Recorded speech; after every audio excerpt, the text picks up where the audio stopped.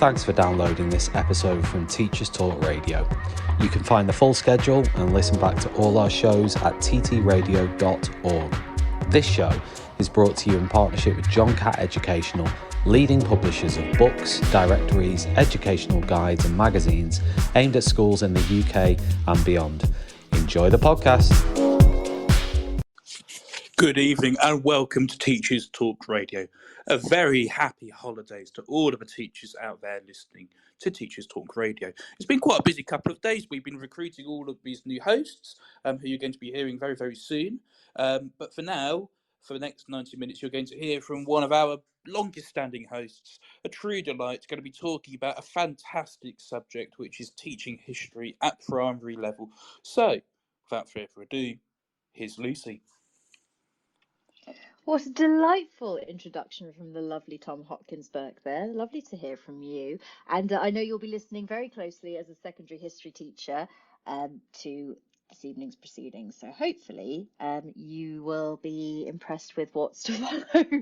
So good evening, Edgy folk. I'm back with you. It's me, Lucy Neuburger. It's Tuesday, I think. It's the late show. And thank you to anyone joining this evening, because I appreciate it is school holidays for the vast majority of us and for me as well. And what's quite exciting is that I'm actually home in the UK for once. So it's quite nice to be sort of in the same vicinity as, well, I know we have listeners across the world, but I know the vast majority of you are in the UK. I'm sitting in lovely Tunbridge Wells, looking out the window from home into a lovely sunset. And it's good to be here. It's good to check in with the family and all the rest of it. So that has been really nice. This evening we are going to get stuck into talking about primary history, and hopefully my lovely guest will be joining us shortly. Now, when he does join us, just be very aware that it's, number one, bless him, it's his birthday today, and I did not realise this until about an hour ago. And number two, he's also struggling with tonsillitis. So we're going to see, and I did say to him that if he really could not talk to me this evening, then, not to worry at all. But if it does look like he is going to be joining us, so hopefully he will appear momentarily. I'm just actually in the throes of making sure he is still able to join us and that he is still with us. So let's see. But before we get stuck into this evening's proceedings, as is tradition, I'm going to just regale you with, well, what's been going on in life, really. I mean, we've all made it to the end of another term. I feel like this half was actually quite short. I don't know about you. I only had 5 weeks this time around, but my gosh, did we cram a lot in at school. We had another round of reports to do because at my school, someone had the brilliant idea of doing 3 a year, which seems excessive to me. It does seem excessive, but that's what we do. And so we were busy writing comments and making sure that they have the correct child's name in, because I am that person who has sent a report out before with the wrong child's name on it, and it wasn't even close. It wasn't even like I'd kind of done a Josh for John or something like that. I think it was a something like a Simon for a Joao or something like that. It was quite far removed from what it should have been. So yes. Oh, I can see that admin's got their hand up. Hello, admin. I want to know whether you've been using ChatGPT to write any of your reports.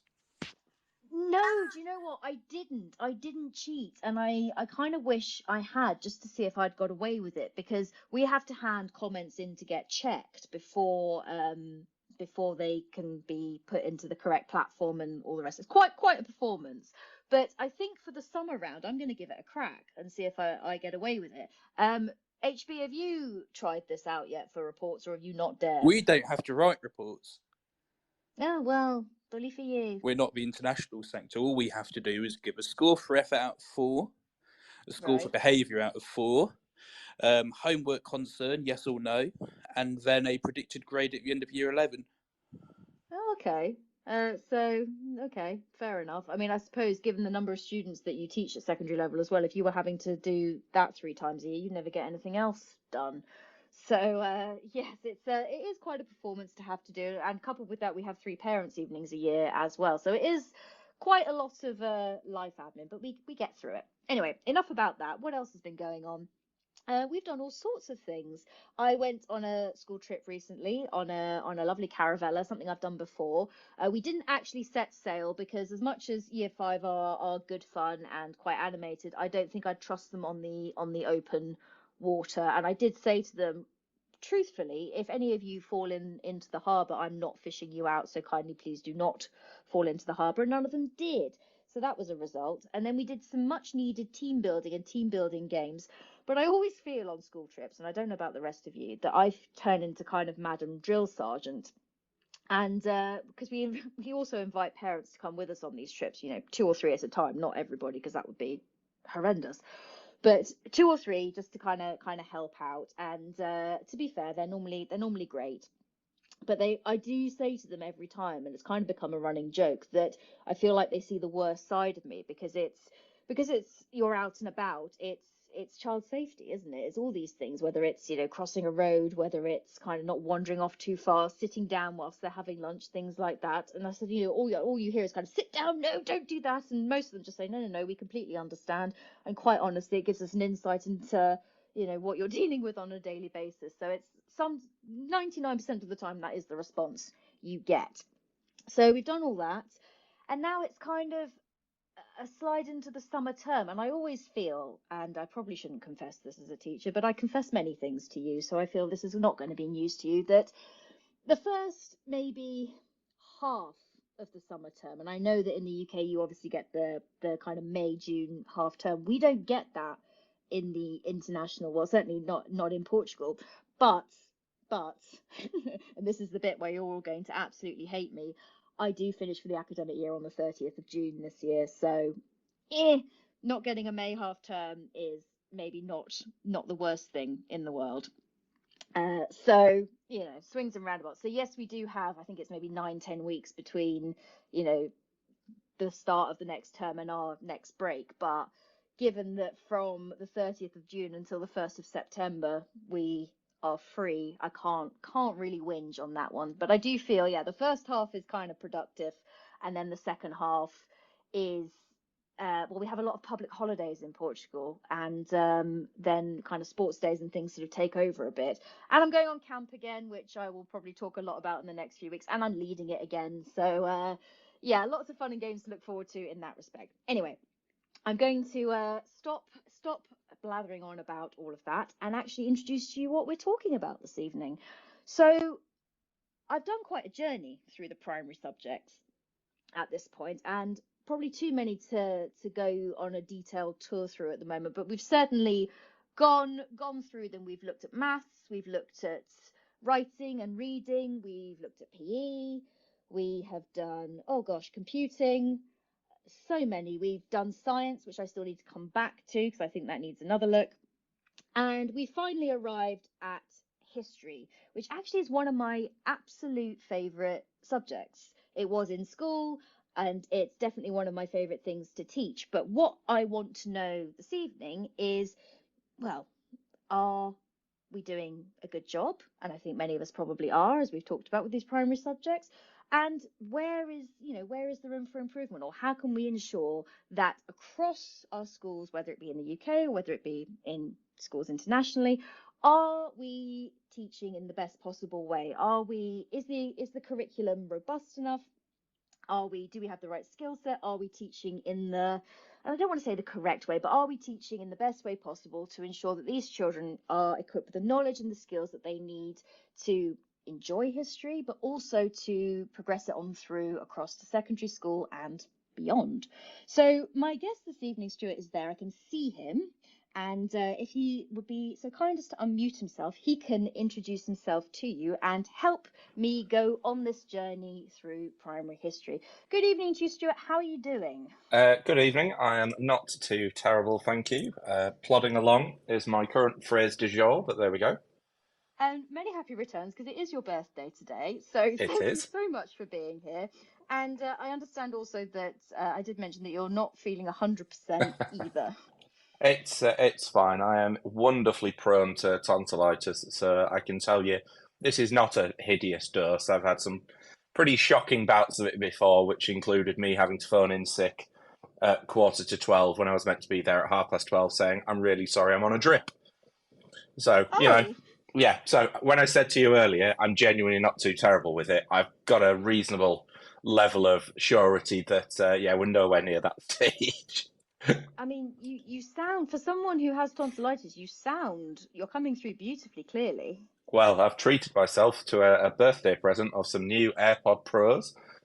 So they're pretty good, and I have currently antiseptic throat spray, a million painkillers, etc. So we are absolutely fine. Do not worry. Fantastic. Well, we'll try and kind of keep this sort of to the point. I mean, I don't know if you've listened to these shows before, but they are prone to tangents. So do try and you'll probably be the one steering me back into Don't hold your today. breath.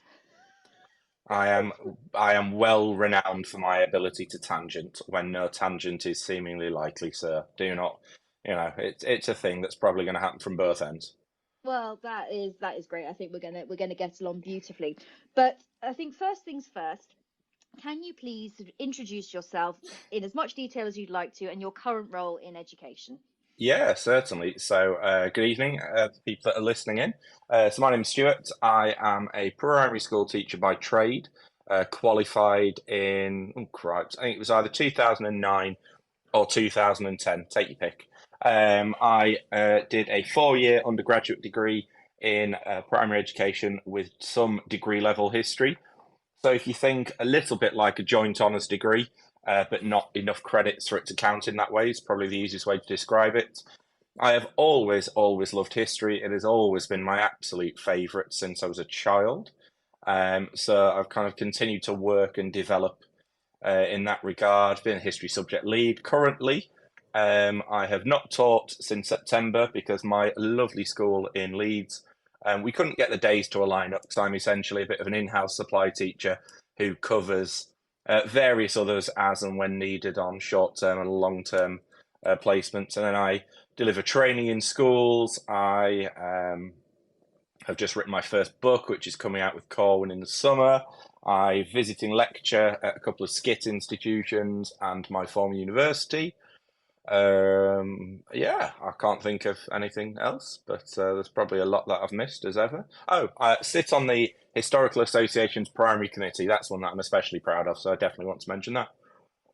Oh, brilliant. So a lot to pack in there. And actually, I've just seen a lovely tweet that's been popped at the top here from our sponsor, John Catt Education. There is a book coming out called What is History Teaching, which is now available to pre-order, apparently. So that's very exciting, along with a lot of other wonderful education-based publications. So if you're looking for something to read over the Easter holidays or just in general, just adding to your CPD collection, do check out all the things that John Catt have to offer.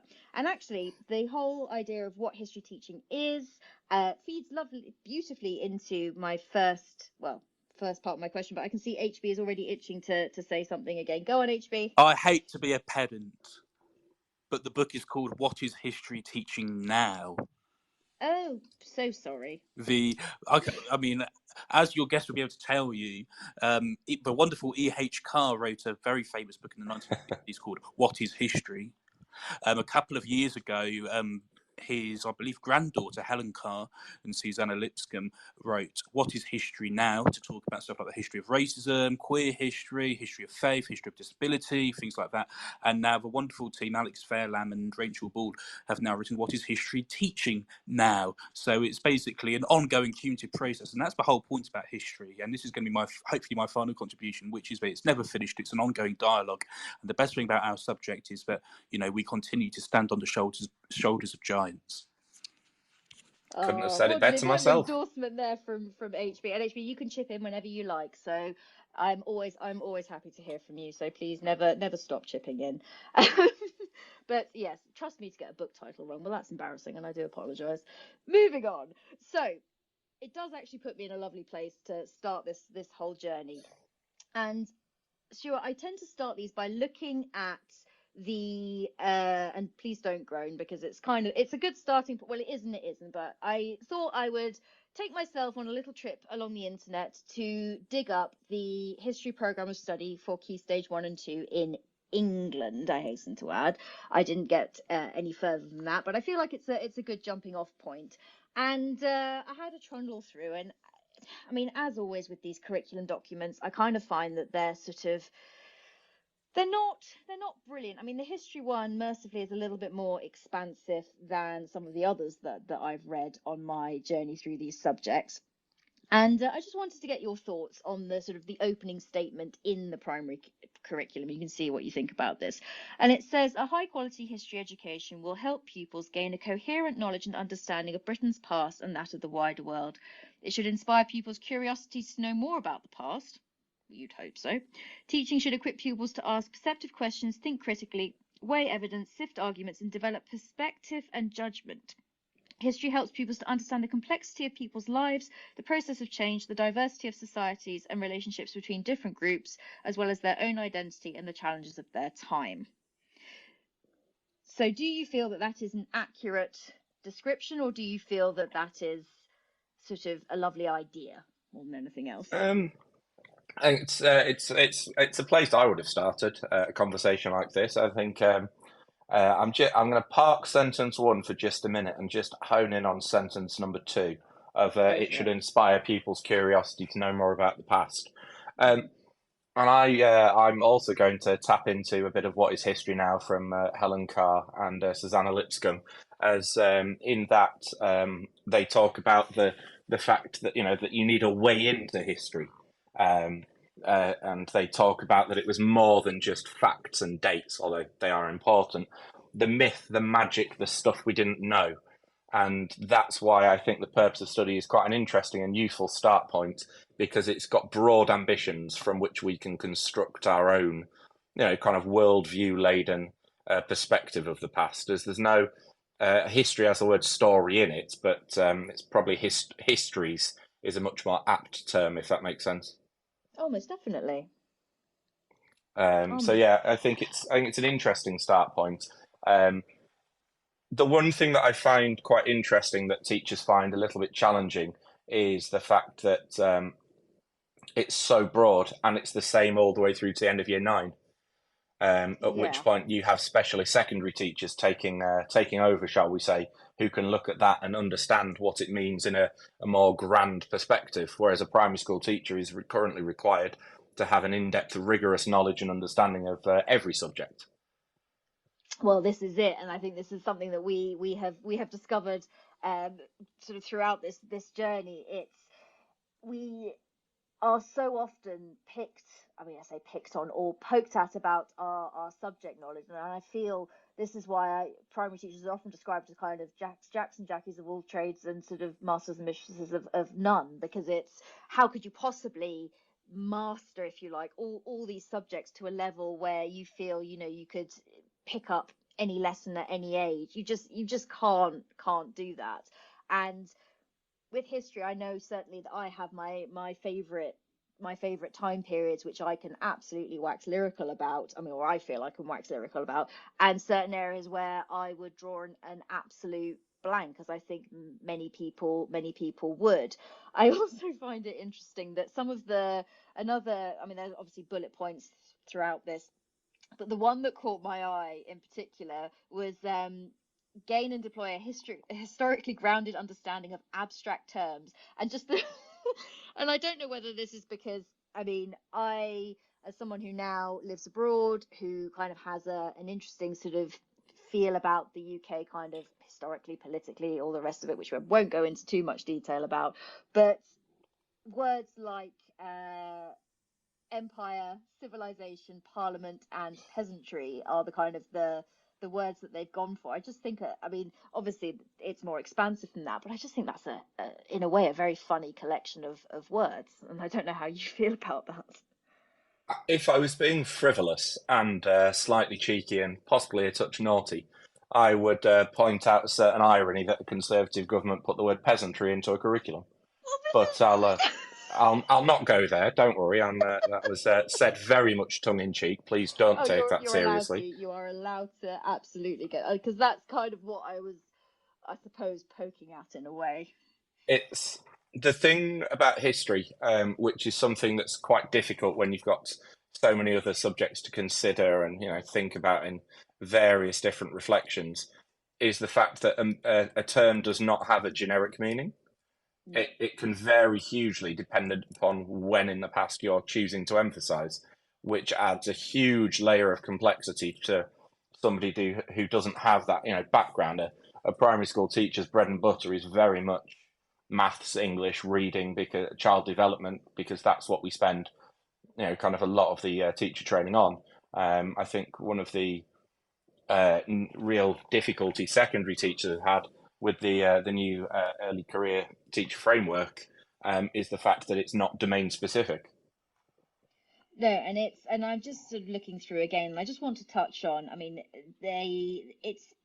this is again where these curriculum documents fall apart for me. The suggestions, when they talk about, well, this is key stage 1, the lives of significant individuals, and you've got a list of people from out time. So Elizabeth I, Queen Victoria, Columbus, Armstrong, Rosa Parks, Emily Davison, I should say, and it's just, I mean, you've got not only an enormous time frame there, but also these people are just completely different characters completely different people from different points in time. How do you even begin to decide who you look at, who you maybe don't look at?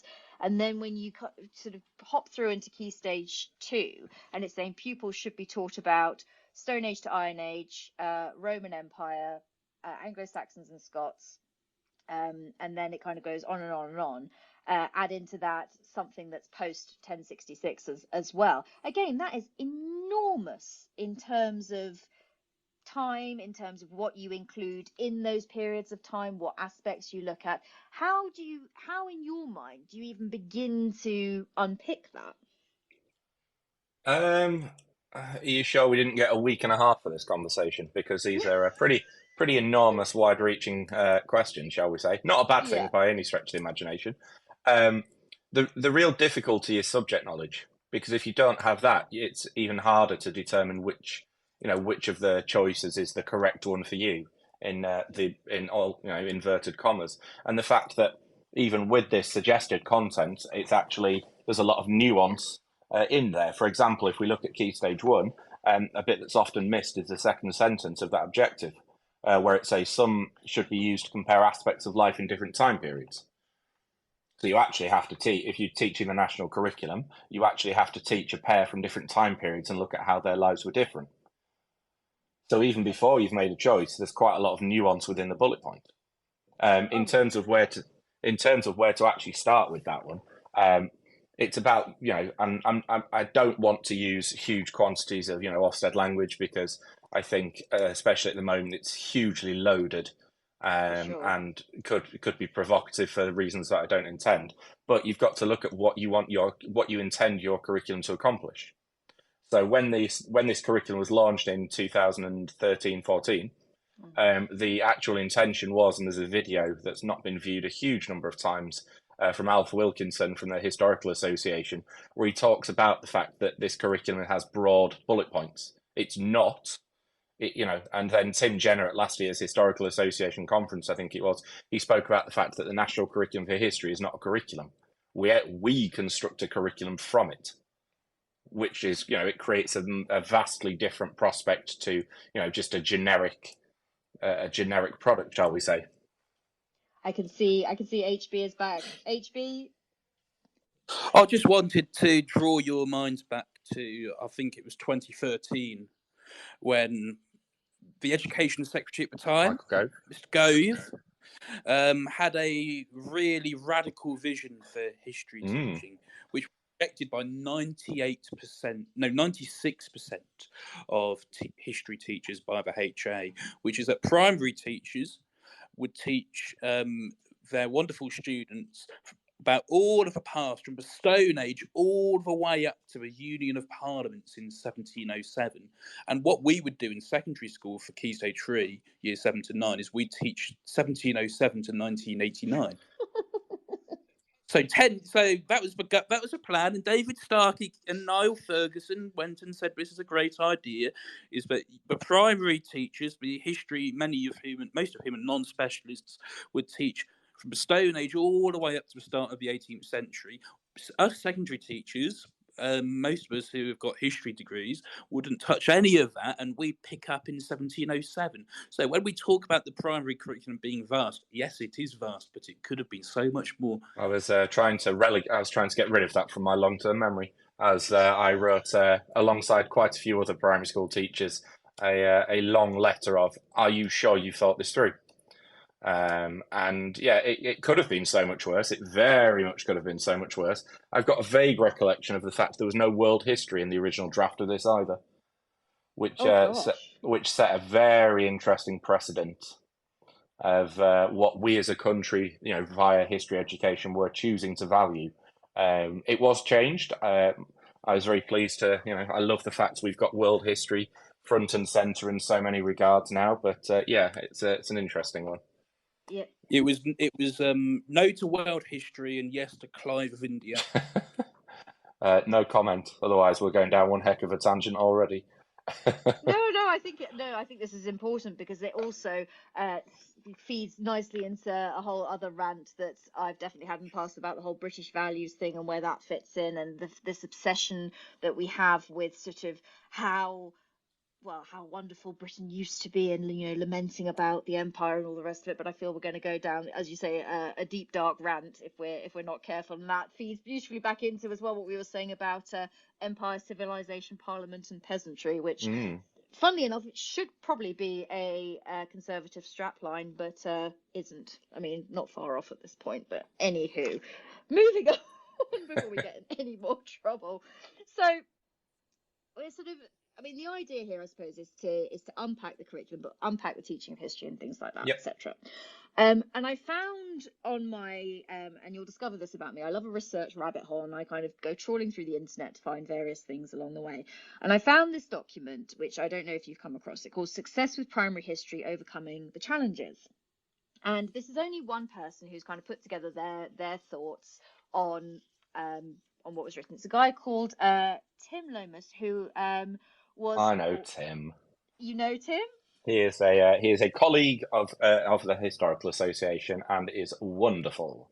Yes. So you may hear things. So you'll probably hear things you like in this, and so be interesting for you to comment on it. I'm not going to take you chapter and verse through the whole thing because at risk of boring you, but there are some things I want to pick out here that I think you'll want to expand on. And the whole premise was to, how we can make history the most worthwhile and the most, and hook children in and make it the best it can possibly be. And he sort of talks about saying, motivating pupils with history, because certainly in my school, it wasn't always taught as a standalone subject. We sort of had topics, and within that there'd be history elements, and it's now been kind of separated out into history and geography to try and kind of not separate it, but to try and kind of give children the idea that this is history over here, this is geography over here, and actually yes, they do, they can absolutely go hand in hand and do go hand in hand, but are subjects within their own right. And he goes on to talk about infusing children, all the rest of it, and the fact that they do like sensational content like blood, dirt, and gore, but they also want more than that. It's not just about, I certainly, you look at things like horrible history, which I'm sure you've used, I know I've definitely used, which does pick out the worst bits in every aspect of history, and children love that.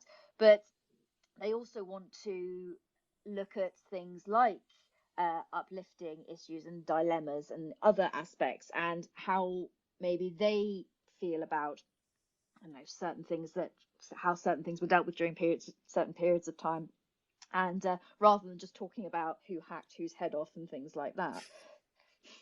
I can hear you giggling already. So what are your thoughts on that as an initial thing? And he also talks about things like more field work, more investigations and things like that, rather than just kind of focusing on what we think will entertain them, in inverted commas. I think as ever, Tim is very much on the money. What's really important that however we choose to enact the curriculum, because there is no singular way.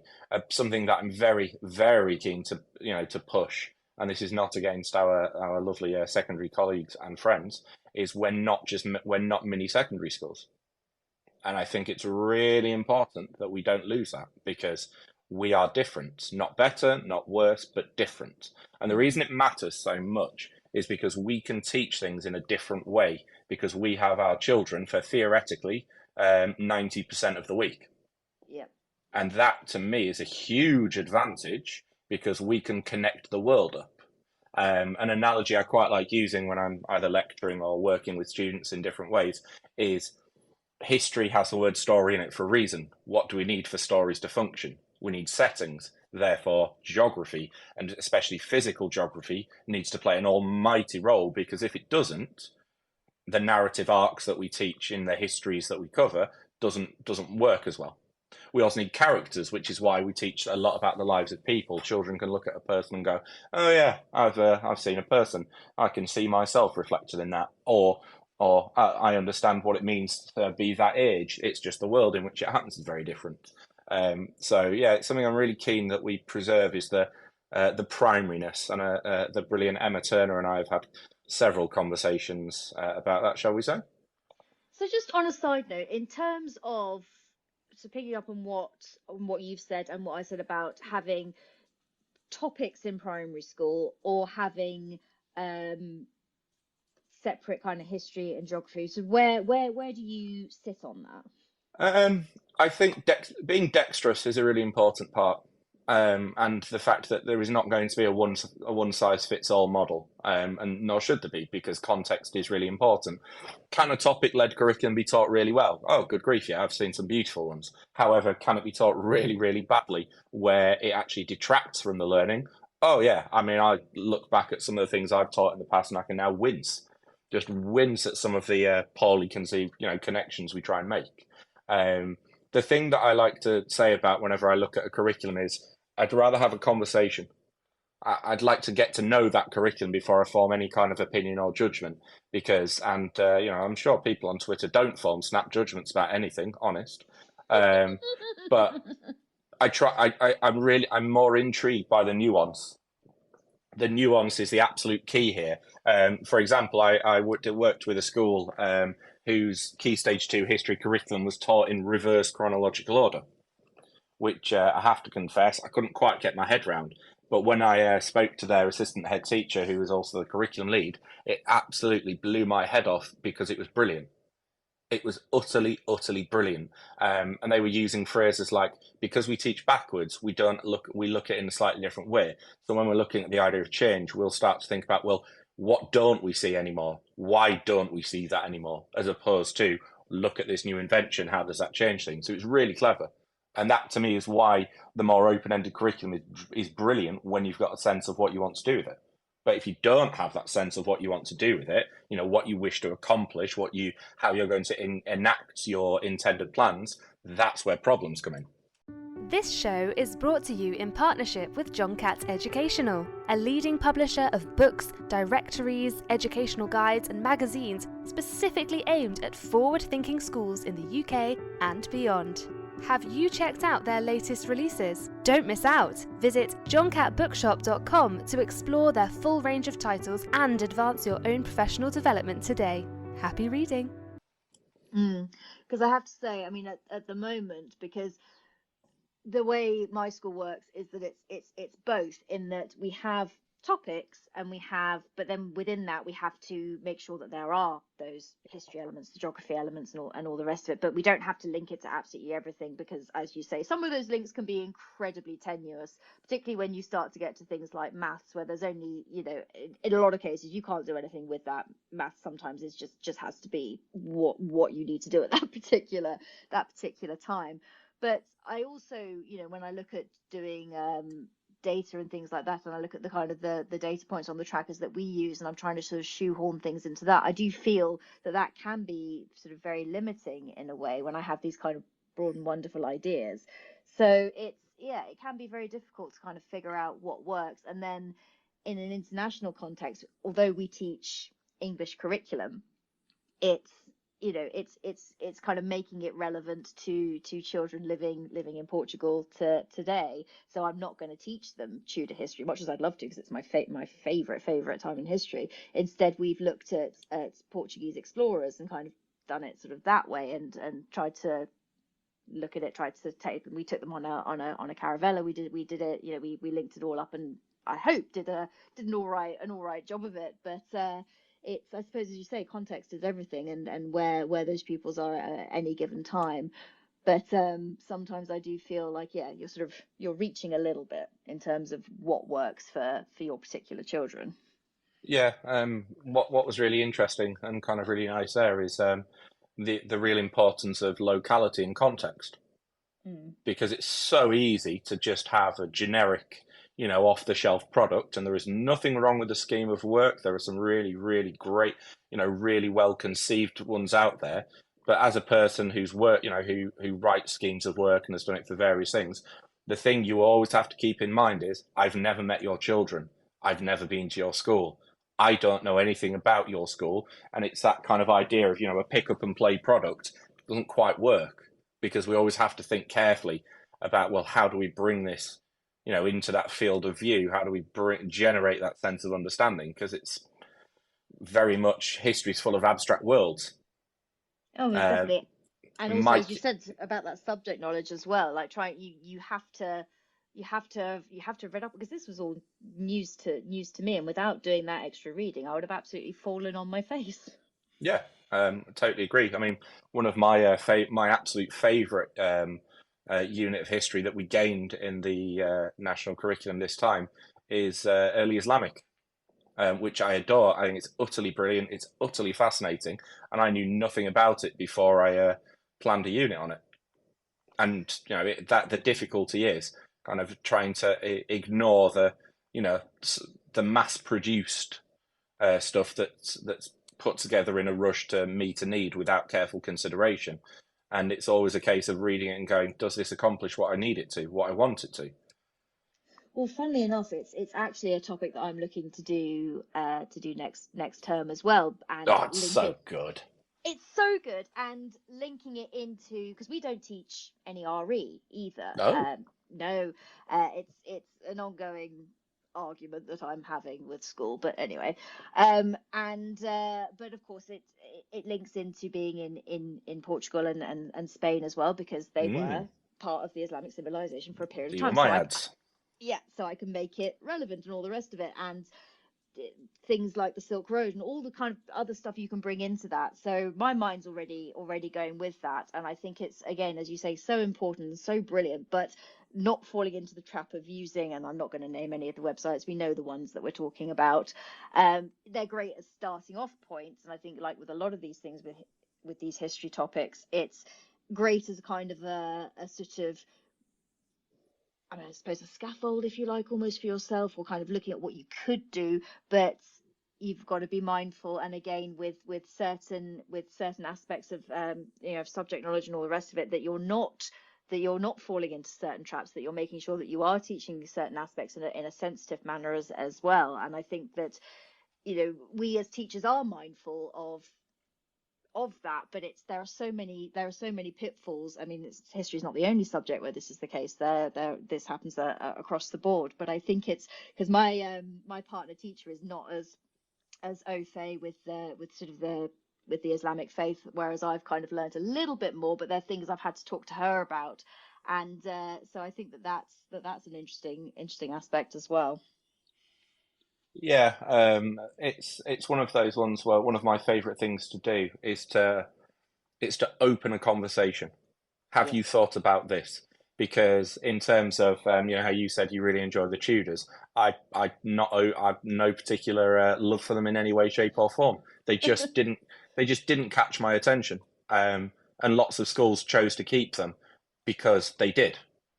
And when you ask the question of, well, why are you teaching the Tudors, bearing in mind you've got this enormous, weighty behemoth of a history curriculum, and you're teaching the Tudors, the first and Second World War, the Victorians, and you've crushed the whole statutory national curriculum into year 3, 4, and part of year 5 because you wanted to keep those extras.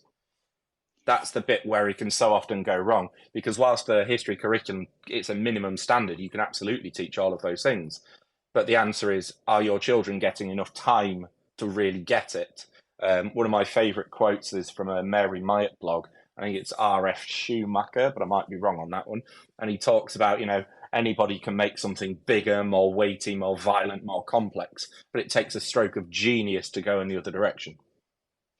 And I think, And that's yeah, go on, carry on. Sorry. And that's just that, that kind of really key point of, are your children having sufficient time to truly understand the content? Because if we think about, a primary school teacher's bread and butter, and we start, nice and simply with reading, writing, maths, if they don't get it at the end of a lesson, would you move on? No. But we are quite often will artificially define this topic must run for a half term, even though some of them could probably be done in 4 weeks and others require far longer. I've had some really brilliant chats with Neil Armand, who was really thinking about, well, this can be done in 4 weeks, so let's do it in 4 weeks, and let's give some time to the arts, so they're not just a link. Yeah, and I think, I suspect I know the answer to this, so forget. There is I know this is no such thing as a stupid question, but I suppose I'm gonna run with it. Do you think that there is a degree of sort of comfort zone thing here? So the reason teachers gravitate towards the Victorians, towards the Tudors, is because with the websites that we've sort of mentioned earlier, and you absolutely know that these resources exist, because you can find stuff on the Tudors, you can find stuff on the Victorians, that these are kind of, and I'm reticent to say safe topics, but go with me. And do you think that that's, it's not, and again, this is not, I don't think it's a laziness thing. I know some people think it would be, but I think it's more when you're planning everything else, and history is another thing that you have to incorporate. It's kind of, okay, well, let's just do something that we know that we can resource well, not necessarily teach brilliantly, but there's enough stuff that we can kind of get by on it. Do you think that plays a role a lot of the time? I don't know if I could say it plays a role a lot of the time, because I don't have the data. But there is a very strong element of, certain things being taught because they've always done it. If that makes sense. So it's just that sense of, the Great Fire of London is the last Historical Association survey data that I saw. I don't think it'll have changed, but it might have done. It was 80-90% of schools taught the Great Fire of London in Key Stage 1. Yeah. Out of all the events throughout the entirety of history you could teach, you're choosing to teach a 17th century fire in a place that your children, depending on where they are in the country or in the world, have no real context of, as opposed to, this one's my favourite, the first flight, which fundamentally shifted the way we live. And it sets up kind of that technological development. So it's just, sometimes it's a case of going, have you thought that through? And I'm not saying you should, and I will always be adamant, I'm not saying you should change it if you have a case to teach it. But if it's just because you want to make houses out of cardboard for a DT project, fill them with straw and then burn them on the playground, even though there was quite an entertaining letter by the Fire Brigade Chiefs Union a while ago saying, can we stop doing this, please? And they listed a whole host of reasons, some of which were better than others. But the one that teachers tended to hang on to, which really made me laugh, was, you might be educating the next generation of arsonist or pyromaniac. I was not aware of this. I'll see if I can find it. Hilarious. You've got to include that in show notes, because that is outstanding. I will see if I can find it again. It was a while ago that I saw it. But please don't think, and the person that's busily tweeting certain quotes, please don't put that in out of context, because it's really important that it's one reason out of quite an extensive list. HB, you got that, and I can see you've got your hand up again. Go on. I want to make an impassioned defence of the Great Fire of London. Oh boy, here we go. Go on then, HB. Floor is yours. Well, not that much impassioned. I don't care too much about it. But I'm enjoying that you backtracked instantly. Teaching, it's an interesting thing to teach, and I'm coming at this from an entirely secondary perspective, my secondary brain on.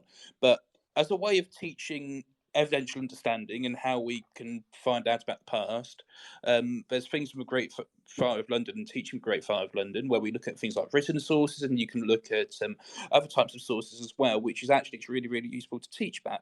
And it's also a way of looking at significance. Now, I'm not saying that it's the only way you can teach significance, and it's the only way you can teach about evidential understanding and how the past is created. But I think as a lens to sort of teach about, I think it's really, really useful in terms of building disciplinary knowledge as well. So yes, I think there are perhaps better things to teach, but there is a point behind it, I'd like to add, when it's taught well. I would totally agree, and that's why I kind of open it out as a conversation of, do you have a clear sense why that choice? And there are many good reasons. Homes being very relatable, the fact that you can relate it to something the children will have experience of. Seeing the fire brigade, who they may very well have touched upon in the earlier setting as an important person in society. So I'm never ever. Sorry, I'll rephrase that. I'm rarely going to say don't teach something, but I will ask the question of why that over the other choices. And that to me is why. When I did a piece for Teachwire a while ago, I looked at the first flight, and we were making use of the Wright brothers' diaries, the diagrams, the flyer that still remains today. So it's one of those ones where, regardless of what's chosen, thinking carefully about why that knowledge matters in its own right is really key, but also how it helps to introduce the children to this wonderful, messy assortment of fragments we call the past. Does that HB? I can see you fist pumping, so I think you're happy with that response. Well, at least I hope so. I think that's fair enough. So this whole idea of settings being relevant and all the rest of it. Tim actually touches on this in his article. One of his other points was, and I think again, Stuart, you've already talked about this, is the people element, and it's certainly when you're talking about very young children. I mean, they can barely get their head around sharing pencils with each other and things like that. So getting them to understand people is quite difficult, and you have to be able to. I think a lot of the time, and I've seen this, I mean, Key Stage 1 is not my area of expertise. I haven't taught in Key Stage 1, but I've sort of sat in on things and I've done bits and pieces. I often find that these characters, and I'm going to call them characters because I know we're talking about history in terms of stories and all the rest of it, are again taught as these people that existed at a random point in time, and the focus is kind of entirely on them rather than kind of broadening it out a bit into when they live, what affected how they did, why they did the things they did, made the choices that they made. And I just wondered if this is something you've seen as well. And again, there are occasions where this is done brilliantly, but there are also, I think, occasions where teachers fall into the trap of becoming so obsessed by the person that it becomes more about them than about the wider context as well.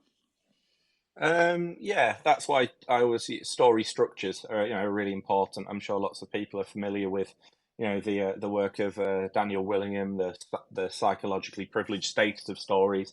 That might be Doug Lemov as well. I have to confess that's off the top of my head. But if we think about when we tell a story to young children, the character interacts with its setting. The character goes on some kind of journey that will go on to see as that narrative arc. So that's why when in early years do not teach history.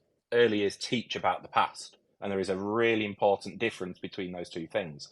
So when we're talking about them studying the past, they can just have a story read to them and use a very small part of that to start to just introduce them to things being different in the past. One of my favourite examples is the story of Cinderella.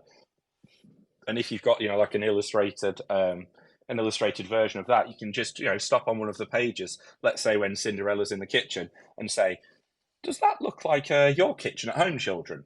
And hopefully if they're paying attention, I mean, let's be honest, you've got to repeat the question 4 or 5 times. That's early years. But when you have that conversation and go, no, it's not. But then you've sparked their curiosity, but you've also sparked the fact that this image could, move on to be a source of evidence later in school. We'd call it a source of evidence, whereas now it's just a picture. And then all you need to do is, if you use something like tapestry, seesaw, or just a generic picture, say, right, well, we're going to make some comparisons. How is Cinderella's kitchen different to your kitchen today? And that's a very simple, rudimentary introduction to technological change. Yeah, it's funny because again, this shows my lack of experience in that area, but it wouldn't even kind of crossed my mind to ask that when I'm reading a story, but I suppose, and again, this is where Yeah. these stories are great inroads into No, teaching totally. history. I mean, I have to confess, I'm not an early years teacher. I know I don't pretend to be, but I know some utterly brilliant ones. The current chair of the Historical Association Primary Committee, Helen Crawford, is an early years lecturer at the University of Northampton, and yeah, the way they bring it to life is brilliant. This is a phrase she used when I heard her speak a while ago. And if a child is in the an area of provision and dresses up as a king or a queen and struts around the classroom telling everybody what to do, then they know what a monarch is.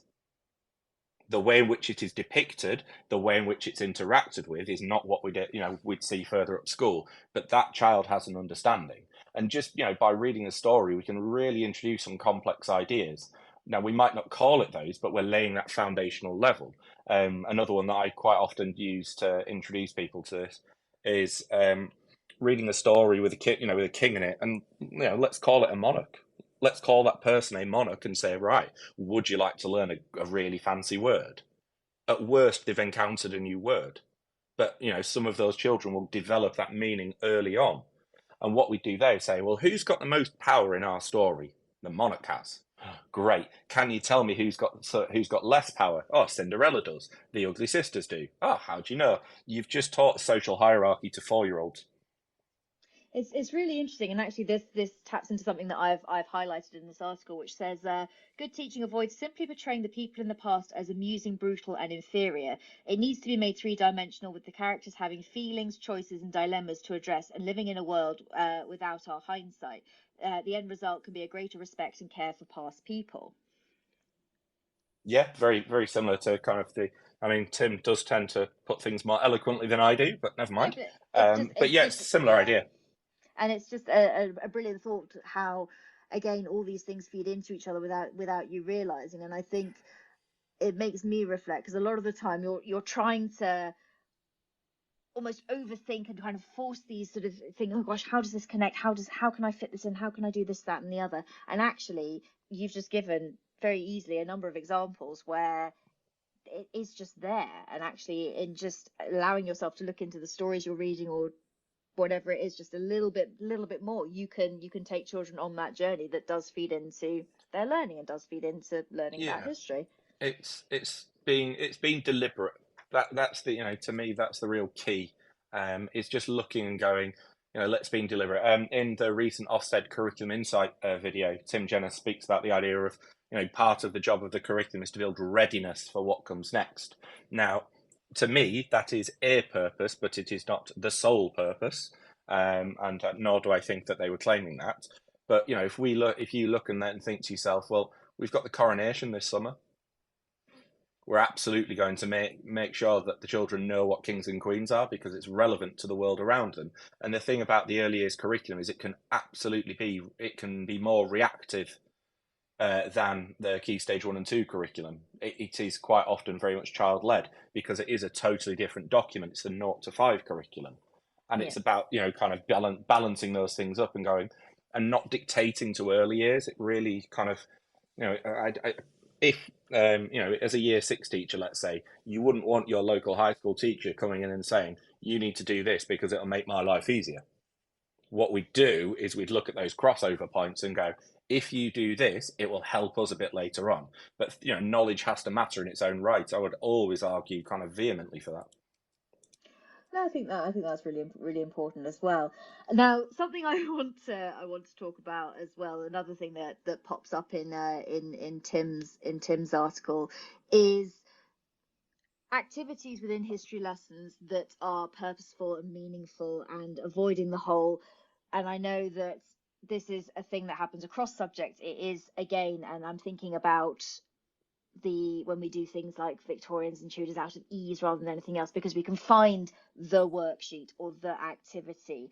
And when you're thinking about activities that are more purposeful and are more meaningful, again, and this is one of those questions that I suppose is almost too broad for its own good, but how do you think about what activities you're fitting with what areas of history, and how do you think about maybe not just, some things do require a worksheet, but obviously you don't just want it to be, you don't want children's history work to become a one of those cardboard folders of paper worksheets. Yeah, no, I think that's is it fit for purpose? And there's no singular answer to this, however much we might want it to be.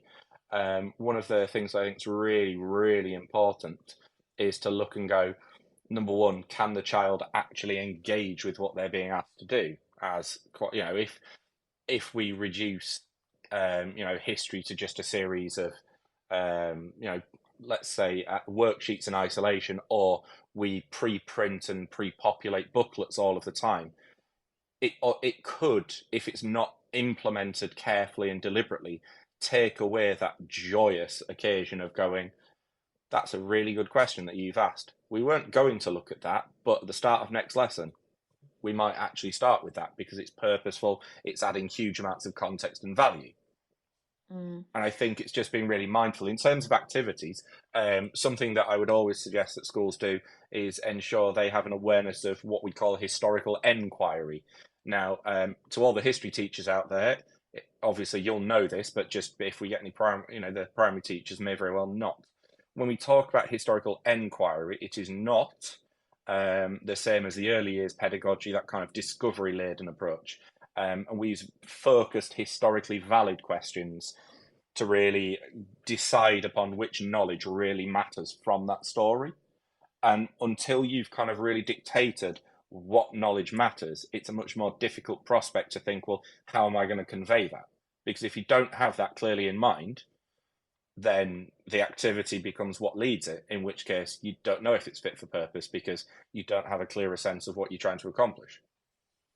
Yeah, and I think this is where maybe some of us lose our way a bit in this idea that, you know, so fixated on kind of the wrong, almost the wrong aspect of what we're teaching, that we have to kind of get to this point so we can complete this particular task, when actually it's, you know, we almost need to relax a bit and kind of allow it to flow a bit more. And I suppose that does come with experience. Certainly as a new teacher, it's going to be very hard to let go of the idea that you're, you know, there is that focal point. But certainly I feel like I've relaxed a lot more in my lessons over time when it comes to things like history. And it does wander off all over the place, which is what it's meant to do. But allowing for that to happen, I think, does take experience and being okay in that situation, being okay with that. Yeah, I totally agree. And I think wiggle room is a wonderful phrase. I think it was Emma Turner who used that somewhere at some point. I've got a vague recollection of it anyway. And it's this idea of, you know, leave yourself a bit of wiggle room. Because if you've populated your curriculum 100% of that teaching time, I mean, I don't know about you, but I can't think of any topics in any subject that I've taught where it has gone 100% right for the whole time. I mean, I'm approaching, I think, 7 or 8 years, I don't even know at this point, and not once. Yeah, me either. And mine's, well, when I qualified, we had a Labour government. So, you know, it's quite a few, shall we say. So if we have that kind of historically valid question that we can keep revisiting, keep coming back to, it's a really useful stimulus for retrieval practice. It's a really useful stimulus to make those connections from early years into Key Stage 1 and beyond. Then what it allows us to do is we can just start building on it and thinking really carefully about, well, what do I want them to know? Great. Now, how can I convey that? One of my favourite things that I love seeing is the different approaches teachers take. Some schools may use things like mantle of the expert, which is, you know, this a really interesting drama technique approach. Oh, I probably butchered describing what it is there, but in that case, they use kind of fictional narratives in order to lead and develop some really in-depth and clever, detailed understanding. Now, if that's what they want to do, great. But as part of that, they'd have to really emphasise and focus in on what factual knowledge will our children know. And it's that important distinction between, you know, the subject disciplines, because you might think, well, we need this background or hinterland knowledge, you might hear it called, and we need that in there. Right, so how can we convey that? Well, let's read this fictional book. Let's connect that fictional story into our, you know, factual historical narratives, because that gives that sense of period that we mentioned briefly before. Yeah, I mean, I'm just absorbing what you're saying, and just thinking about kind of things I've taught and going to teach, and it's just this is what happens. My brain ends up buzzing all over the place. It's good. It's good. I just yeah, I think it's and also knowing what'll work within your classes, and certainly within the year fives that I have at the moment. And my lot are a lot more sort of passive, and so they're not in, you ask them to kind of sing a song with you and they tell you it's cringe, whereas the next door class absolutely love it. So it's just it's so swings and roundabouts in terms of delivering different material, and how kids respond to it. So I'm just I'm thinking away as you're talking to me. It's yeah, I think that's one of the things I will always I tend to say during training sessions or when I'm working with students is I'm showing you an approach, but I'm not you. Your approach needs to work for you, and it's that it kind of needs to come across as being genuine. Because if you've got make it work for you, then you can really get them in a way that's accomplishable, achievable. If as in the past when I started teaching, we were doing these incredibly challenging, difficult to plan out hook days just that launched each topic. We'd spend so long on it, and we'd spend literally hours putting it together. We'd write drama scripts for ourselves to use. We'd then think which activities did he carousel round, etc. And it's just thinking about teacher workload and just do we have to overcomplicate it? Do we have to have so many analogies in there, or can we just teach it? Sometimes the best approach is just teach it. Yeah. And instructive teaching has a place in the same way as, do you know what, when it's done well, discovery learning has a place as well. But it's just, I think, choosing your moment. And when you've got something as complex as history, which let's just remember here is not agreed upon. It's not, there is no common historical story that every historian goes, yep, that's exactly what happened in that place in that way, and it was that person to blame. It just, you've got to be really careful and kind of guide them through in a way that works, but not trivialize the past. Yeah, and I think for some children, trying to get them to understand that, well, what do you mean they don't agree? What? Yeah. It's you see sort of, in some cases it's lovely seeing tiny minds blown. In some cases for certain children it is just something that they cannot for whatever reason wrap their head around. But Yeah. but surely someone's right and someone's wrong. Well, no, not exactly. And that's why you've got to be careful when you choose to introduce it and how you choose to frame the question. If children struggle to understand it, this tends to be an upper key stage 2 where we go into it in more depth. I tend to use the selective attention test video, which you may have heard of, which is essentially count the basketball passes. And the reason it works is because they get so drawn into the fact that they have to do one thing that they miss on the other part. And therefore you say to them, right, so now let's think very carefully about how this relates to that historical story. We've got these two individuals with a totally different view of the world watching something happen. Do you think they'd agree on what happened? No. Why not? Because that person was, let's go Anglo-Saxon and Vikings, why not? That person there, they saw the raid as a positive thing, that they won, and it was just them, earning a living. Whereas the devoutly Christian Anglo-Saxon monk is not happy that the holy relics have been stolen. He's not happy that his peace-loving brethren have just been brutally murdered or kidnapped. Oh, who's the records? Which records do we have? Oh, it's the Anglo-Saxon one. Is anybody now surprised that the Vikings get a bit of a bad press? It's I think that's that was beautifully done, by the way, just off the cuff. Very impressive. Oh, that's not off the cuff. That's quite a No, common one. It's no, one I that I know. will draw upon you relatively frequently. But also just talking about questioning as well, because there is I mean, in terms of the pupils themselves, but also in terms of the topic areas you're covering, there's place for all kinds of questioning and framing that questioning. And again, I think it's very easy to ask quite closed questions in history and focus on facts and dates and things like that. It's much harder to come up with those more open questions. But I mean, I know you've done it there as an example, but it's again, as a newer teacher, it's almost kind of thinking almost reductively about certain things rather than actually opening it out. And actually it can be done quite easily if you think about it. Yeah, that's why I would always start with a kind of your overarching inquiry question, because that dictates what matters. And the reason it's important to start with that is because that gives you your kind of grander vision of across this sequence of lessons, we're going to keep adding value to that. I If you don't do that, then it's a much harder prospect to really start to think, how do I get there? You know, the kind of almost planning in reverse of this is the answer we're getting to. Great, how do we get there? If you do it bit by bit, week by week, it's a much more difficult thing to, maintain that overall vision. I always think it's interesting to find out what children think they know already, or what, the ideas that they have. And I know it can go down the danger zone a little bit, but sometimes just sort of finding out what they're already aware of or think that they're aware of can be quite enlightening in some cases. No, totally. I think that's very, very true. However, we've just got to be very mindful how we handle that, because it's Yeah, quite difficult to break a misconception. yeah, oh, And if you definitely. don't address it, and let it rise, let it arise and let it develop. If you do that unintentionally, then it's really, really difficult to then backfill and go, do you know this thing that you've now got embedded in your long-term memory? Yeah, well, that's not actually a thing. Yeah. Oh no, I've definitely fallen into that trap as well. Oh, me too. Me too.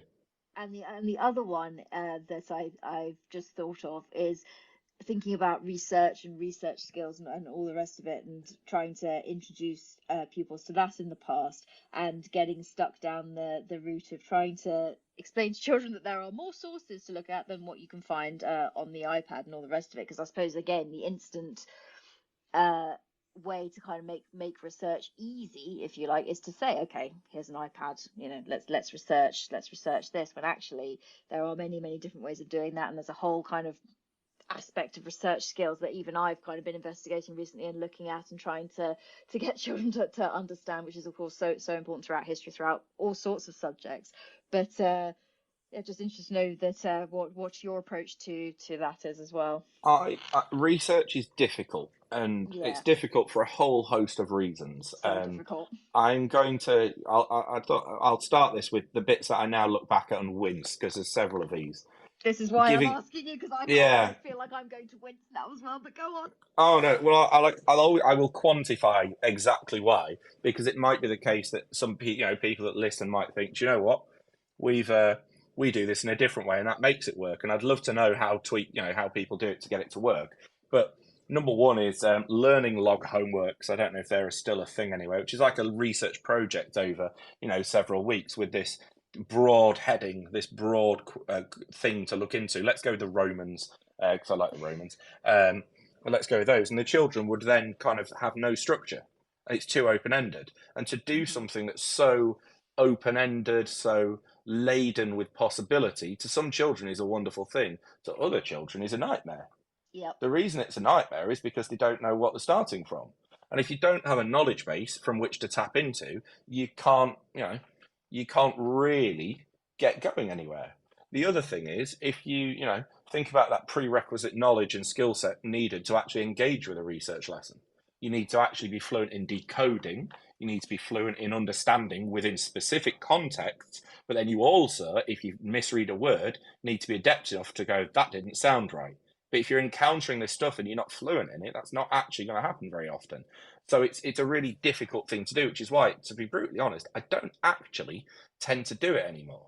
I will always structure it more heavily. So the way in which I would approach it now, and currently do, is it's not open-ended. It is incredibly carefully structured to show the children how to do it specifically, so that if we develop that over time, it enables them to kind of branch outwards each time. For example, in year 3, what I would do is I would give them a couple of questions, and we'd look at one source of evidence first. I like the BBC Teach videos. The Yeah. Story of Britain, love those. And in that particular example, what we do is I'd say to them, right, we're going to watch this. You've seen this, you've seen this video before, so they're very fluent with it. They've got a sense of fluency with it. And then what we do is we'd watch it, and I'd pause it at a predetermined point and say, which question have we just had information for? That one. Great. So now what we're going to do, let's think, what thing can we jot down carefully that we can then use in our answer? So actually, like in math and English, we do I do, we do, you do.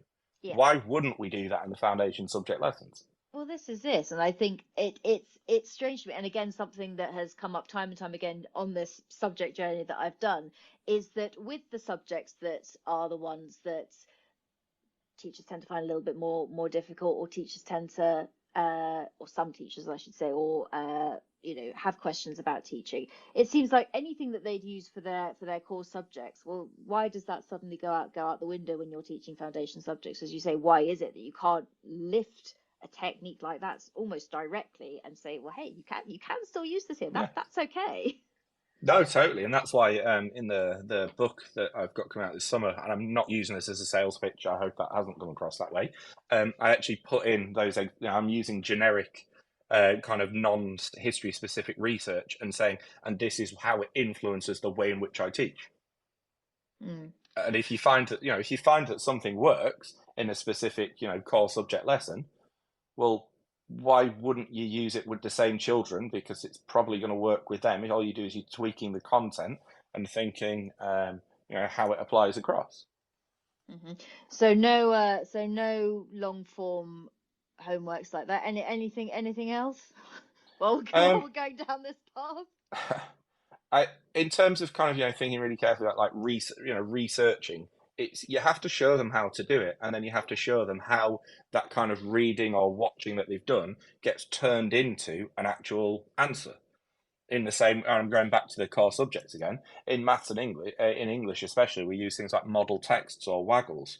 Well, if a child has never seen how to turn that piece of knowledge into an answer in the style that a historian might use, why would they know how to do it? Yeah. And it's just that, that sense, and then, that kind of show them the connections. And if they've got a skill set that they can draw upon, don't presume they'll work it out. Say to them, this looks a bit like a reading lesson, doesn't it? Well, tell me how you'd use what we do in a reading lesson. Oh, great. Guess what you're going to do here? Lead them down the path. Yeah, and I think that sometimes, often I mean, I know, and that the children, they're not daft. They pick up the things that we, hopefully a lot of the time, that we are teaching them. But you do have to be explicit about those connections sometimes, because they're and it's not their fault that they're not getting there on their own. It's when you're confronted with a completely different subject, why would they straight away make that connection? But once you've shown them a couple of times, then there's no reason why in time that down the line they're not going to they're going to, or rather they are going to see what it is that you're trying to do, and then as they go up the school realize, oh, actually this is how this connects, and this is how this works, and oh, look, I can do this and apply this here. So it's building that wider skill set, which is obviously so important and a large part of what we do. And I think this is one of the last few years have been 2019 onwards with the new framework have been incredibly difficult for English primary school teachers, because the expectations of subject knowledge in terms of that substantive factual content and a disciplinary understanding have ramped up hugely. And this is why I think it's really, it's really important that primary school teachers understand that they've done a heck of a job, because not only have they had to do that for history, which as we know is the best subject, but also what they've done is they've had to do it for all of the other ones. And that's why lots of schools have really shifted the pedagogy towards, what in some cases looks like a mini secondary model. And I can totally understand why. But let's just, let's reflect really carefully, and let's think about the beauty that is the primary curriculum. As the most joyous learning goes on, but it's quite often not in the way you expect it to. And all we need to do is we need to think carefully about, now we've got this benchmark of, we have defined this bit, and this bit really matter. Well, now let's not lose that. Let's now look and go, well, let's connect that up, shall we? And that's the next step that I think lots of schools are now entering into really deliberately. But if you try and decide your connections before you've decided what teachers, your story structure that is quite a useful thing to bear in mind can fall apart so easily. And talking about kind of connecting things up in terms of progression across schools, because again, I have looked at, I mean, we have a curriculum map that we populate at the start of the year, and it bothered me at one point, for example, that I think it was year 3 we're doing Egyptians, then year 4 did Romans, and then for some reason year 5 we then were doing ancient Greeks. And I was like, well, this is all wrong. The order's kind of messed up here. Surely it needs to be. We clearly have missed a conversation here where we haven't thought about what order this should be done in, and what that progression looks like, and does that progression have to mean that we have to be teaching chronological order, or are we missing a beat here? So in terms of, and again, I realize that these questions are incredibly broad that I'm asking you, but when you are looking at progression through school, does that chronology matter, do you think? Does it matter? Yes. Is it the absolute single determination for a good curriculum? No. And the reason being is I was visiting a school last week that has 3 classes in the whole school. They physically cannot teach in chronological order. It is impossible for them to do that because of the sequence by which their children encounter. The curriculum is hugely varied and dependent on the cohorts can shift over years. So there's also, as far as I'm aware, there is no piece of research that says teaching chronological order in isolation, as in the only part of it, makes them understand it better. It's more akin to, is it important? Yes, in the same way as when we read a storybook to children, do we just start reading, or do we activate that prior knowledge of what they've already learned that's relevant, the previous chapters? Yeah. So in that regard, yes, teaching in chronological order is a useful thing. However, sometimes it's not possible.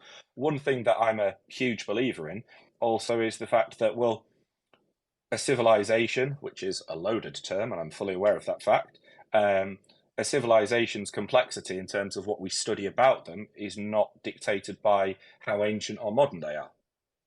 For instance, the Greeks, quite a lot of schools teach the Greeks in year 3 alongside the Stone Age to Iron Age, which is one that I'm not a huge fan of, because to really understand the legacy of the Greeks, you've got to look at language, science, mathematics, theatre, democracy, philosophy, not just mythology and pottery and the Olympics. So it's about kind of thinking very carefully. Number 1, does the narrative flow? And then number 2, do the children actually have the kind of, they developmentally advanced enough to get it? And the other thing that you can do to kind of mitigate chronology is effective use of timelines. I love timelines. I've spent years thinking far too much about them. It's probably unhealthy, but never mind. We all What's have a really thing. well, no comment.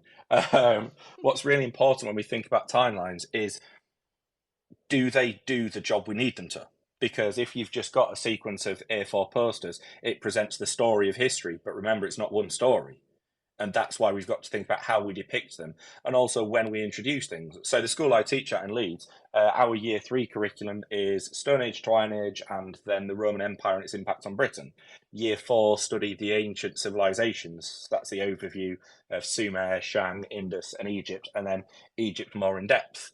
But we introduce the Egyptians to them in year 3 because it's relevant, because of the Roman Empire expansion. We teach the Greeks in year 5, 6, but they're introduced in year 3 as well because it's relevant. It's relevant because the expansion of the Roman Empire. So even though you might not study it in depth until later on, foreshadow. And then when you get to study it in depth, you use callbacks to go, in year 3 you learn about the Romans. Oh, you might spot some similarities here. Can you point them out? Or you can have a dojo or a team point or whatever system you happen to use. But it's about it's about seeing the history curriculum as that series of stories. If we nick Neil Armand's analogy, the one that I think he's made his name on, and rightly so, it's the history curriculum especially is more like a series of Game of Thrones as opposed to a series of The Simpsons. It's multiple narratives overlapping, intertwining, developing, crossing over. That's how it has to be. And that's why it's difficult for a primary school teacher who theoretically last studied history in year 8. Yeah, because it was geography I dropped, and I took history through, and I don't regret that choice. I just regret that I had to give up geography. But that's a whole other chat for another time. But again, I'm sitting here thinking how often I have tried to teach periods of time in kind of isolated sort of boxes, if you like, completely neglecting the idea. And this is why conversations about curriculum, sitting down at the start of the year or sitting down before any of this happens, looking through that through the year groups and seeing where things can connect through and seeing where you can call back, just as you've demonstrated.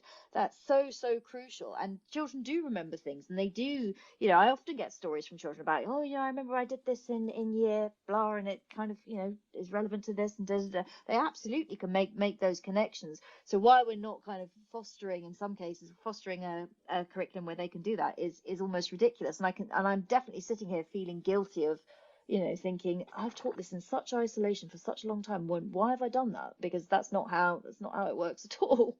It's really easy to do that. One of a book that I love is David Goodwin and Ollie Caviglioli's. Where's it gone? It's on my bookshelf behind me, which is I'm finding the title. Organize Ideas. Their book on that. They've got one about a timeline as a graphic organizer. What's the difference between a story mountain and a timeline in history? Not a lot. Not a lot. Honestly, I always think, that I'm never going to have my mind blown on these shows, which is kind of the wrong way to look at them. But I don't think I'm not going to have my mind blown, but I'm always surprised every time I do this to kind of think, why have you not made these connections? Because some of these are very obvious, and maybe it's just that you've kind of not thought about things in the right way. But when you made that story mountain comparison, I'm like, well, obviously, Lucy. I mean, why have you not? Why has your brain not kind of done that before? Well, I mean, to be fair, I didn't realise that until I read the relevant section of that book, and then it was, oh yeah, it's really obvious. And it's in in the same way as you can't know everything. We all have our mind opened and our mind changed it quite a lot. That's just the nature of being learning. Keeping your mind open to new ideas is a brilliant thing. In the same way as I'm utterly open to having my mind changed. I've had many a conversation where I've gone in with an idea and then I've kind of sat back and listened and gone, yeah, do you know what? Totally agree. And that's just the nature of being part of a profession, I would argue. In the same way as in the same way as engaging with the subject community is never a bad thing. The history subject community is incredible. History teachers on Twitter are magnificent. I learn massive amounts from so many secondary history teachers, but what I hope is that they learn quite a lot from speaking to primary school teachers as well, because I know we're talking about primary history here, but I do think it's really important that where possible, and now that there aren't any COVID restrictions in England anymore, and hopefully in many countries, is that I'd love it if secondary history teachers actually went and spoke to and went and watched a primary English lesson. And the reason I'd like them to go and watch a primary English lesson is, number one, you're seeing a primary school teacher in their comfort zone. And then more importantly, number two, you'll actually see what a year 6 child is capable of in a subject that they've had a lot of specialist input in. Because one of the big things that I find that we primary school teachers struggle with is actually the disciplinary side of each subject. Because in theory, what we teach in 12 of them, that's 12 subjects with their own unique knowledge bases and their own unique skill sets and disciplinary the way in which we acquire that sense of that subject as a discipline. Yeah. The Ofsted's document from a while ago, what was it called? I'm probably butchering this title. Was it The Wasted Years? Key Stage 3, The Wasted Years, something like that? Yeah, it's something to that effect. I know the exact thing you're talking about. Yeah, and I don't want to kind of to anybody think that I'm giving Key Stage 3 a kicking, because I'd hate for that to come across that way. That's never my intention. What I'd quite like to look at is going the Key Stage 3 history, geography, etc., going and looking, going, this is what they're capable of. Great. So how do we add that disciplinary angle to really continue to develop that? Because that's, to me, is kind of that one crossover. Because if you speak to a child about disciplinary writing, constructing an argument in history, they may very well look at you and kind of have a little bit of a cry inside because they have no idea what you're talking about. However, if you talk to them about how we can constructing a paragraph, cohesive devices, and then say to them, you got that? Great. Yeah, you remember that from year 6? Brilliant. This is what it looks like in year 7. Yeah. It's a tiny tweak, but I just think it would add in such possibility. I think it would add huge amounts of just joy for them to go, do you mean that stuff I did in primary school is useful? Because if we don't continue to teach that connections, because let's be honest, the end of primary school is rough. Oh There's yeah, huge amounts of anxiety, stress, sadness. yeah, For the world in which they've occupied that security blanket, that safety bubble they've had for all those years is now kind of disappearing. They're going off to big school, as it were, and it's just that thinking and kind of guiding them through and going, actually, you know a lot of stuff. It's yeah. just going to be a slightly different. And once again, if we start with this is what you did this is what you did in primary school, well, in secondary school history, you've actually got a great start point. It's just these little things is what we'd call it. Yeah, It's and a I think small tweak. oh, it is, and just there is so much more positive work that can be done in that transitional phase as well. That it doesn't need to be the scary thing that it is. And as you say, it's not. When I say so much more work, it's not sort of arduous work. It's actually just making those links and us as a profession, as primary and secondary, coming together and saying, hey, actually we have more in common than we realize, and we need to make these kids aware that they can move on to secondary and actually utilize a lot of what they've got already, and that they do have the knowledge base and they do have the skill set, and there's a great boost that, well, as we know, there's a great boost that can come from that. So I think that's very good insight, and some food for thought there, particularly as someone who teaches kind of at the top end of primary as well. Yeah, and I think it's just it's so easy to resort to kind of us and them or the blame game, but actually we've got a heck of a lot we can learn from each other, and that Yeah. learning definitely goes both ways. And I think the more we can engage, kind of primary into secondary, secondary into primary, I just think it's the better. I absolutely agree with you. And I think that's actually a really cheerful note to pause on for this evening. I think we could go on and on and on. I think maybe we're going to have to do another show at some point to come back to this, because there's many things that I want to ask you. But I'm also conscious of the fact that your voice isn't going to hold up forever, and I want you to go and rest up. And please know that I appreciate you enormously this evening, particularly given the circumstances. Oh, And you're very welcome. It's been genuine. It's been lovely to chat, and I've only mainlined quite a few sips of water, antiseptic sprays, and painkillers. So it's not been too bad. yeah, and I don't want you to kind of to become, you're going to be rattling before too long. But yeah, you've been absolutely wonderful, and this has been very, very interesting for me in terms of connections that I've made in my own brain. So I hope anyone listening in and anyone who listens back gets as much out of this evening as I have. And that's why, I mean, largely why I do these shows. Yes, I'm not going to lie to you, there is a slightly self-indulgent aspect in terms of I treat it as dream CPD, if you like. And so, and for every expert I've talking to, I can't even articulate myself anymore, spoken to, let's try that again. There's been so many things that have sort of opened up along the way, and even just that, I'm sitting here, I'm still kind of blown away by that Story Mountain connection, because I mean, I know we sit there and say that it's taken us a while to do that, but it just makes sense.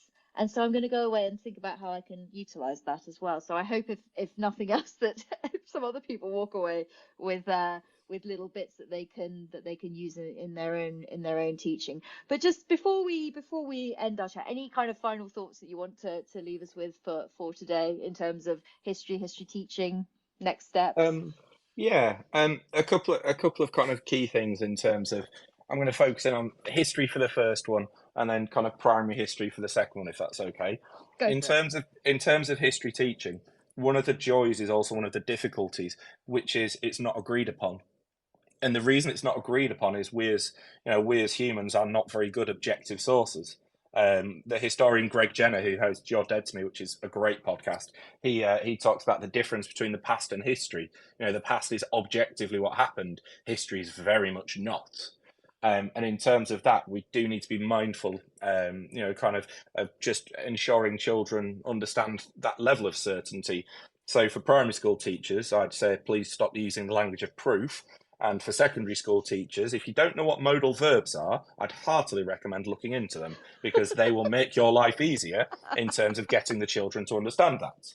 And then in terms of kind of primary specific history, simple message that's kind of more of a whole school level than teacher level, which is stop trying to teach too much. Teach less, but make sure they get it. Because, knowledge is powerful. Knowledge is power is a really popular and important phrase. But it's probably more powerful if you actually have a really solid grasping and understanding of its context and its meaning and the thought behind it, as opposed to, here's a list of facts that we've blindly learned. I think they'd be my two. I think that is absolutely perfect. Well, Stuart, thank you so much for your time this evening. I hope I do get to talk to you again. I would love to. Please feel better soon, and have a good rest of the holidays as well. I'm assuming you're off at the moment as well. Yes, I've got this week off, and then I'm going to carry on writing my early Islamic history unit next week, because I'm also doing a session on that for the HA conference, which is in May. So back to it next week, but that's fine. I like what I do. Very intrigued to see what you come up with for that, and maybe tapping you up for some useful information as well. But thank you again. No worries. Thanks very much. Thank you. So that was. I'm always sort of floored by the end of these sessions, and I don't know why I'm surprised by that. But fantastic. So, Stuart, thank you so much for all of that this evening. Plenty to think about. All that remains for me to update you on this evening is our sponsor, John Catt, who you can see up there at the top of the space. And the particular book this evening that was mentioned was What is History Teaching Now? I got it right this time, HB. Along with many other titles that are available through John Catt Education, who are a leading provider of educational books and magazines. So please do go and check out all the other things that are there as well.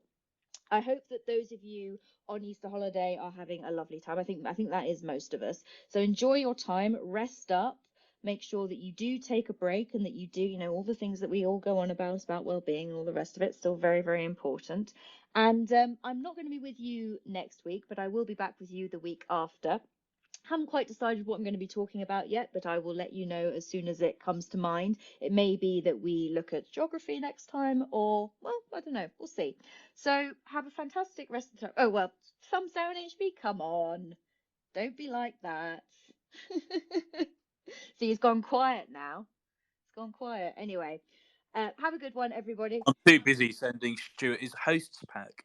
Oh, fabulous. Well, okay then. Well, if he wants to, I'm not no pressure, but it's now live on air.